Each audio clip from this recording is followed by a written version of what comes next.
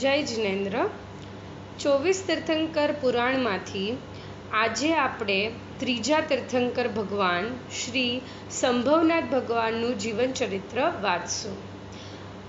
ભગવાન સંભવનાથ જેઓ ભવ વગરના હોવા છતાં સંભવ છે એવા ત્રીજા તીર્થંકર દેવની સેવા અમને રત્નત્રય પ્રદાન કરો. આપણા ચરિત્ર નાયક ત્રીજા તીર્થંકર સંભવનાથ તેઓ પણ પૂર્વભવમાં ભગવાન અજિતનાથની જેમ વિદેહ ક્ષેત્રમાં ક્ષેમપુરી નામની સુંદર નગરીના રાજા હતા ને તેમનું નામ પણ વિમલવાહન હતું. તે મહારાજા વિમલવાહન એક જ ભવ પછી મોક્ષ પામવાના છે. જેમને અત્યંત નિકટમાં મોક્ષની પ્રાપ્તિ થવાની હોય તે ભવ્ય જીવ વિષય કશાયોમાં આસક્ત કેમ રહે?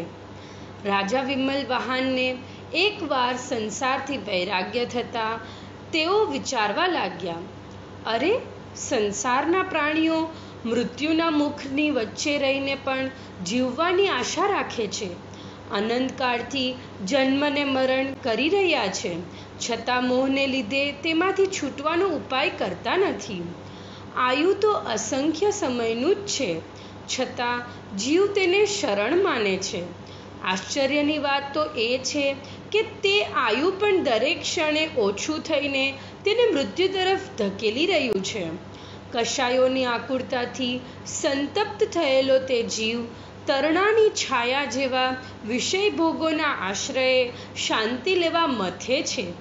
જેમ તીખા તડકામાં ઊભેલો કોઈ મૂર્ખ મનુષ્ય આકાશમાં ઉડતા પંખીની છાયાનો આશ્રય લેવા મથે, તેમ મૂર્ખ જીવો વિષય ભોગોના શરણે શાંતિ લેવા મથે છે. એ તે જીવને શરણ ક્યાંથી થાય? ભોગ વૃત્તિનો ત્યાગ કરીને પોતાના અતિન્દ્રિય ચૈતન્ય તત્વનું શરણ લેવું તે જ શાંતિનો ઉપાય છે. એ જ અનંત સુખનું ધામ છે ને સંતો દિન રાત તેને જ ધ્યાવીને પરમપદને સાધે છે.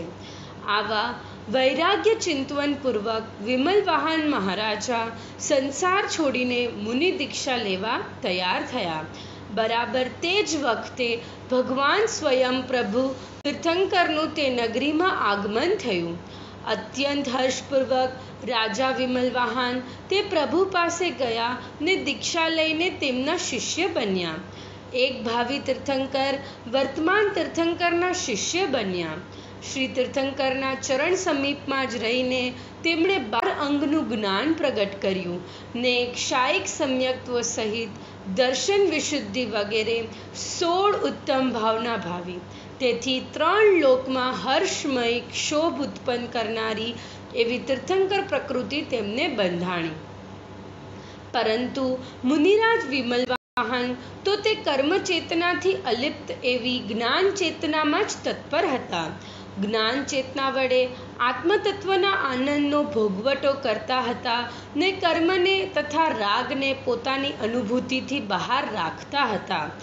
આ રીતે શુદ્ધ આરાધનાપૂર્વક સમાધિ મરણ કરીને તેઓ દેવલોકમાં બધા સ્વર્ગોથી ઉપર પ્રથમ ગ્રૈવેકમાં દર્શન સહિત સુદર્શન વિમાનમાં ઉપજ્યા. પુણ્ય પ્રતાપે તેમને અનેક આશ્ચર્યકારી મહાન વૃદ્ધિઓ હતી, પરંતુ પોતાના આત્માની અનંત ચૈતન્ય વૃદ્ધિ પાસે એ પુણ્ય વૃદ્ધિને તેઓ તુચ્છ સમજતા હતા. તેથી તેમાં ક્યાંય તેમનું ચિત્ત લોભાતું ન હતું ને ચૈતન્યની આરાધનાને તેઓ ક્ષણ માત્રમાં પણ ભૂલતા ન હતા. એ રીતે આરાધનાપૂર્વક અસંખ્ય વર્ષો 23 સાગરોપમ તેમણે દેવલોકમાં વિતાવ્યા. દેવલોકનું તેમનું સુખ દેવીઓ વગરનું હતું. તેના દ્વારા તેઓ જગતને પ્રસિદ્ધ કરતા હતા કે અરે જીવો, વિષયોમાં સુખ નથી. વિષયો વગરનું સુખ એ જ મહાન સુખ છે, એ જ સત્ય સુખ છે. દેવલોકમાં 16 સ્વર્ગથી ઉપરના દેવોને ઇન્દ્રાણી વગેરે દેવીઓનો યોગ નથી હોતો, છતાં તેઓ વધારે સુખી છે. વિષયોથી પાર ચૈતન્ય સુખને રાજા વિમલવાહન જાણતા હતા. દેવલોકમાં ગ્રૈવેકથી માંડીને 7મી નરક સુધીના અસંખ્ય યોજન ક્ષેત્રમાં આવજા કરી શકે એવી તેમની વિક્રિય શક્તિ હતી, પણ આકુળતા ન હોવાથી તેઓ ગમનાગમન કરતા ન હતા. તેમનું અવધિ જ્ઞાન પણ એટલું વિશાળ હતું, પણ તેઓ તેનો પ્રયોગ ભાગ્યે જ કરતા. તેમની લેશ્યા શુક્લ હતી, પરિણામ ઉજ્જવળ હતા. દેવલોકના બીજા અહમિન્દ્રો પણ તેમને દેખીને પ્રસન્ન થતા કે આહા, એક ભાવિ તીર્થંકર અહીં બિરાજી રહ્યા છે કે જેઓ અહીંથી સીધા તીર્થંકરપણે અવતરશે. આવા અનેક તીર્થંકરો એક સાથે ત્યાં બિરાજતા હતા, કેમ કે દેવલોકમાં એવા અસંખ્ય નિકટ ભવ્ય જીવો છે કે જેઓ ત્યાંથી નીકળીને સીધા તીર્થંકરપણે અવતરશે. એ રીતે આપણા ચરિત્રનાયક સંભવનાથ તીર્થંકરના જીવે દેવલોકમાં દિવ્ય પુણ્યોદય વચ્ચે અસંખ્ય વર્ષો વિતાવ્યા. જ્યારે ત્યાંના આયુષ્યના માત્ર 6 માસ બાકી રહ્યા ત્યારે શું થયું આપણે જોઈએ. સંભવનાથ ભગવાનનો ગર્ભ તથા જન્મ કલ્યાણક. ભરત ક્ષેત્રની શ્રાવસ્તી નગરીના રાજમહેલમાં એકાએક દિવ્ય રત્નોની વર્ષા થવા લાગી. લોકોમાં આશ્ચર્ય અને આનંદ ફેલાઈ ગયો. તે નગરીના મહારાજા દ્રઢરાજ અને તેમની મહારાણી સુષેણા 6 માસ બાદ સ્વર્ગનું આયુ પૂર્ણ થતાં તે અહમિન્દ્રનો જીવ સુષેણા દેવીની પવિત્ર કુખમાં અવતર્યો. તે વખતે મહારાણીએ 16 ઉત્તમ સ્વપ્નો દેખ્યા ને ઐરાવત હાથીને મુખમાં પ્રવેશતો જોયો. ઇન્દ્રોએ આવીને ત્રીજા તીર્થંકરના માતા પિતાનું સન્માન કર્યું, પ્રશંસા કરી ને દેવલોકની દિવ્ય વસ્તુઓ ભેટ આપી. 56 કુમારિકા દેવીઓ આવીને માતાની સેવા કરવા લાગી. આનંદપૂર્વક 9.25 માસ વીત્યા. કારતક સુદ પૂનમે તીર્થંકર સંભવનાથનો જન્મ થયો ને 3 લોક હર્ષથી ખળભળી ઉઠ્યો. નરકના જીવોને ક્ષણભર સાતા થઈ ને તેથી આશ્ચર્ય પામીને કેટલાય જીવો તીર્થંકર મહિમાના ચિંતન વડે સમ્યક દર્શન પામ્યા. દેવલોક આખોય વાજિંત્રોના આનંદમય કોલાહલથી ગાજી ઉઠ્યો ને દેવો ભરત ક્ષેત્રમાં ત્રીજા તીર્થંકરનો જન્મોત્સવ કરવા હર્ષભેર શ્રાવસ્તી નગરીમાં આવી પહોંચ્યા. મેરુ ઉપર જન્માભિષેક બાદ ઇન્દ્રે સ્તુતિ કરતા કહ્યું કે હે સંભવનાથ, આપને હજી તીર્થંકર નામ કર્મનો ઉદય તો આવ્યો નથી. ત્યાર પહેલાં પણ આપના જન્મથી જીવોને આટલું સુખ મળી રહ્યું છે, તો પછી કેવળ જ્ઞાન પામીને જ્યારે આપ તીર્થંકર થશો ને જગતને મોક્ષ માર્ગ બતાવશો, તે વખતે જીવોને જે મહાન સુખ થશે તેની તો શી વાત. આહા, જેમ કેવળ જ્ઞાન થયા પહેલાં સમ્યક્ત્વનું સુખ પણ અચિંત્ય હોય છે, તેમ ભાવ તીર્થંકર થયા પહેલાં બાલ તીર્થંકર તરીકે પણ આપ જગતને અચિંત્ય સુખના કારણ છો. પ્રભો, આપના ગુણોરૂપ આમ્રવૃક્ષથી આકર્ષાઈને અમે દેવલોકના દેવો પણ આપની સેવા કરવા અહીં આવ્યા છીએ. આખો દેવલોક તમારા ચરણે નમ્રીભૂત થઈને જગતને પ્રસિદ્ધ કરી રહ્યો છે કે આપ દેવોના પણ દેવ છો ને દેવ સુખ કરતાં મોક્ષ સુખ મહાન છે. પ્રભો, જેમ સ્યાદવાદના દિવ્ય પ્રતાપ પાસે એકાંતરૂપ મિથ્યામતો ટકી શકતા નથી, તેમ આપના દિવ્ય પ્રતાપ પાસે દેવોના તેજ પણ ઝાંખા પડી જાય છે. જેમ ચંદન પોતાની સાથે સુગંધ લઈને ઉત્પન્ન થાય છે, તેમ આપ પણ 3 જ્ઞાન સહિત અવતર્યા છો. હે દેવ, આપ કારણ વગર જ જીવોનું હિત કરનારા છો. જગતના જીવોને માટે આપ મોટા ખજાના સમાન સુખકારી છો. આપનો જન્મ 3 લોકના જીવોને સુખનું કારણ છે. આ પ્રમાણે ભક્તિપૂર્વક સ્તુતિ કરીને ઇન્દ્રે પ્રભુ સન્મુખ આનંદ નાટક કરીને પોતાનો પરમ હર્ષ જાહેર કર્યો. એ રીતે જન્મોત્સવ ઉજવીને દેવો પાછા દેવલોકમાં ગયા. પણ કેટલાક દેવો પાછા ન ગયા. પ્રભુ પાસે તેમને એટલું બધું ગમી ગયું કે સ્વર્ગને ભૂલીને તેઓ અહીં જ રહી ગયા ને પ્રભુ જેવડા બાળકનું રૂપ ધારણ કરીને તેમની સાથે જ રમવા લાગ્યા. આહા, તીર્થંકરની સાથે હળવું, મળવું, રમવું, બોલવું કોને ન ગમે. અને સ્વર્ગના દેવો પણ જેમની સાથે રમવા આવે તેમના મહાપુણ્યની તો શી વાત. અરે પુણ્ય તો તે દેવો પાસે હતા, પણ પ્રભુના સંગે સમ્યક્ત્વ લેવા તેઓ પ્રભુ સેવામાં રહ્યા હતા. બીજા અજીતનાથ તીર્થંકરના મોક્ષ ગમન બાદ જ્યારે તેમની તીર્થ પરંપરામાં 30 લાખ કરોડ સાગર વીત્યા, ત્યારે ત્રીજા સંભવનાથ તીર્થંકર થયા. આ અંતરમાં તેમના આયુના 60 લાખ પૂર્વ પણ ભેગા સમજી લેવા. તેમનું ચરણચિહ્ન અશ્વ એટલે કે ઘોડો હતું. શ્રી બાલ તીર્થંકર ધીમે ધીમે મોટા થવા લાગ્યા. મનુષ્ય લોકમાં રહેવા છતાં તેમને દેવજનિત સુખ વૈભવો પ્રાપ્ત થતા, પરંતુ તેમનું ચૈતન્યજનિત સુખ કાંઈ દેવલોકમાંથી નહોતું આવતું. એ તો પોતામાં સ્વયમેવ હતું, બીજા કોઈની અપેક્ષા તેમાં ન હતી. સંભવનાથ વૈરાગ્ય અને દીક્ષા. એ રીતે મહારાજ સંભવનાથને રાજભોગમાં આત્મજ્ઞાન સહિત 44 લાખ પૂર્વ વીત્યા. એક દિવસ માગશર સુદ પૂનમે તેઓ રાજમહેલમાં શાંતિથી બેઠા હતા ને કુદરતી શોભાનું અવલોકન કરતા કરતા આત્મમહિમાનું ચિંતન કરતા હતા કે આ વિશ્વની શોભાને જોનારો જ્ઞાતા હું, મારી ચૈતન્ય શોભા અદ્ભુતથી પણ અદ્ભુત છે. એવામાં એકાએક આકાશમાં અદ્ભુત સુશોભિત મેઘ રચના થઈ, જાણે કોઈ સુંદર દેવનગરી બની હોય, અને જોતજોતામાં બીજી જ ક્ષણે તે નગરીનું દ્રશ્ય વિખાઈ ગયું. મેઘરચના વિલીન થઈ ગઈ. તે દેખતા જ મહારાજા સંભવનાથને વૈરાગ્ય ભાવના જાગૃત થઈ. આ સંસારના ભવ તન ભોગને પણ વાદળા જેવા ક્ષણભંગુર જાણીને તેનાથી તેમનું ચિત્ત વિરક્ત થયું. ભવ વગરના સંભવનાથ વૈરાગ્યપૂર્વક સંસારનું સ્વરૂપ ચિંતવવા લાગ્યા. અરે, આ જગતમાં બીજો કોઈ યમરાજ નથી. આ શરીરમાં રહેલું આયુ તે જ યમરાજ છે.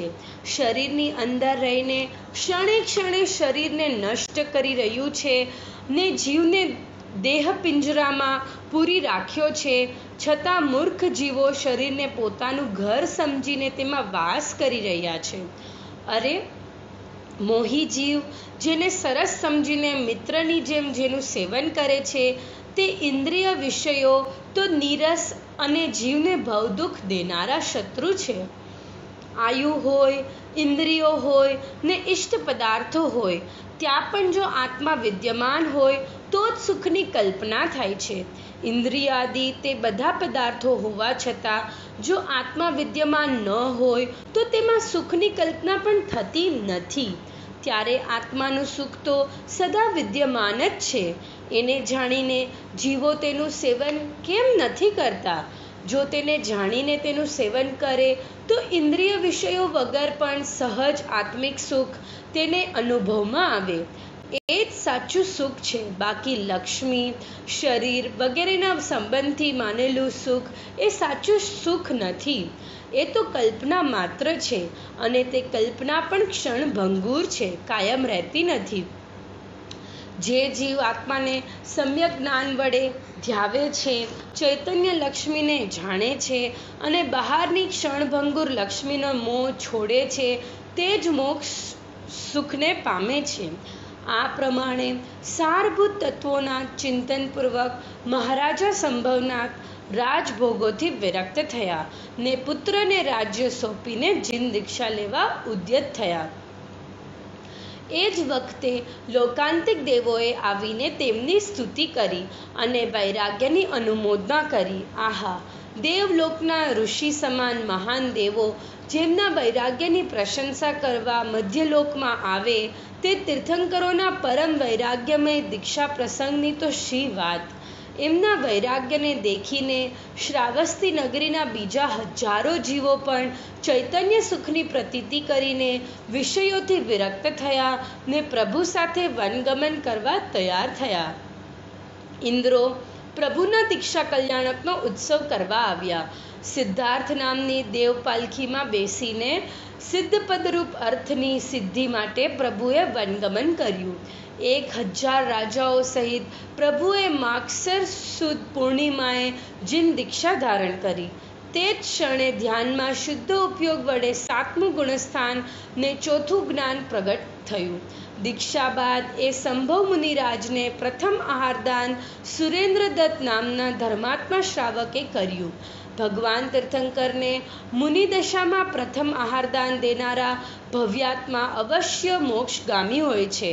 એવા ઉત્તમ સુપાત્ર અને ઉત્તમ દાતાનો સુયોગ દેખીને દેવોએ પણ રત્નવૃષ્ટિ વગેરે દ્વારા પોતાનો આનંદ વ્યક્ત કર્યો. આકાશમાં ચારેકોર અહોદાનમ અહોદાનમ એવા દૈવીનાદ સહિત દેવદુંદુભી વાગવા માંડ્યા.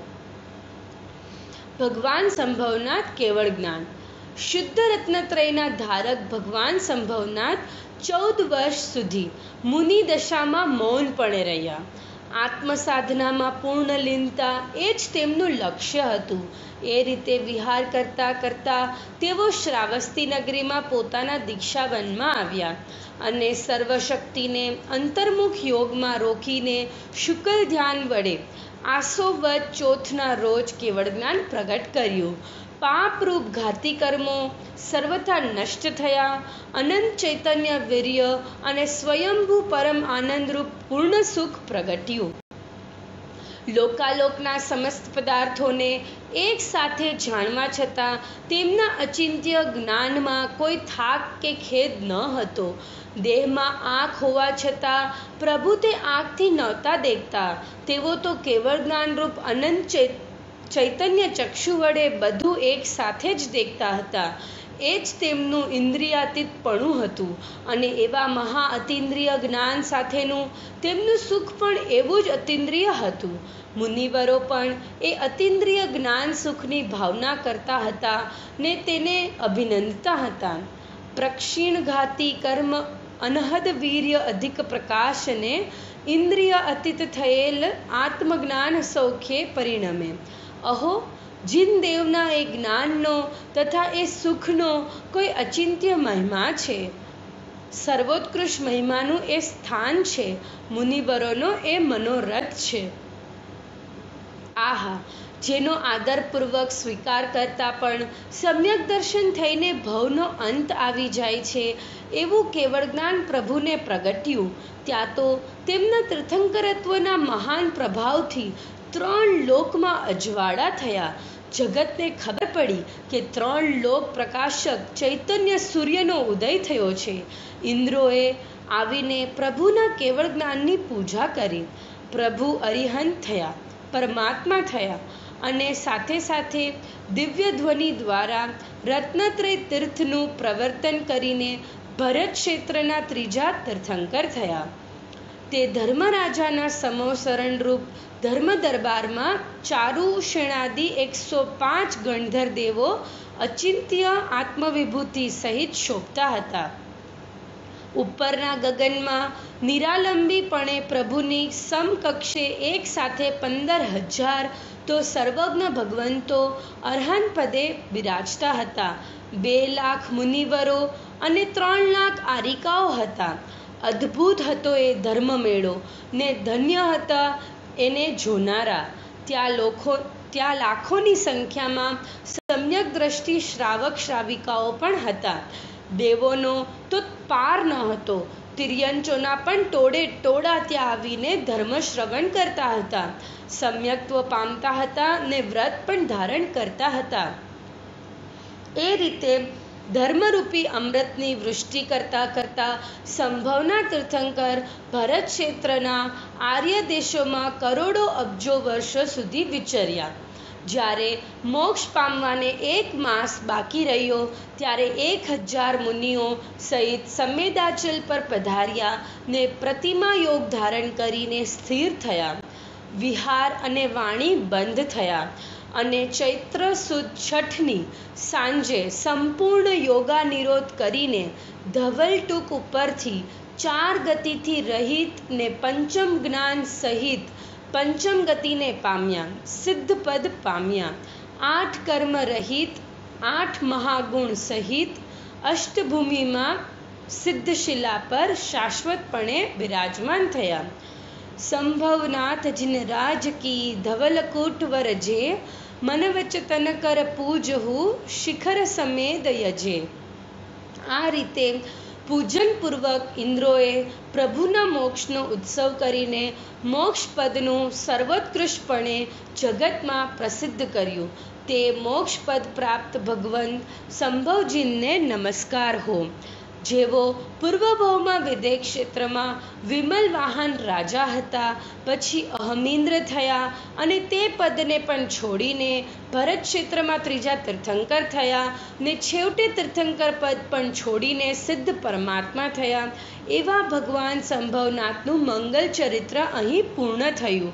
તે ભવ્ય જીવોને ભવથી છોડાવીને મોક્ષપદની પ્રાપ્તિ કરાવો.